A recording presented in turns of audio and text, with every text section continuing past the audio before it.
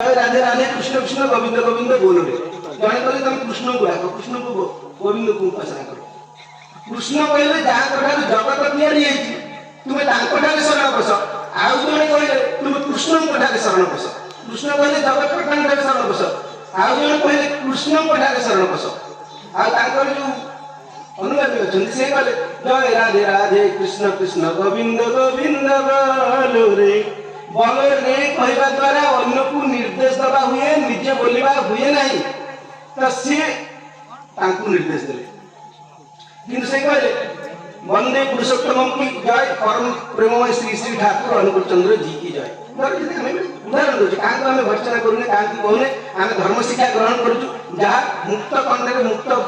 भाव व्यवस्था अच्छी से व्यवस्था को आम कहले आम आपण मन को गोटे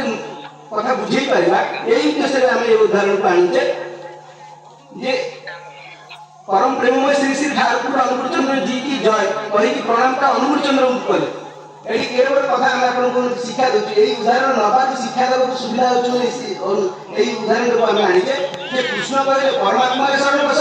अनुकूल चंद्र कहले कृष्ण शरण बस अनुकूल चंद्र जो भक्त थे से कहले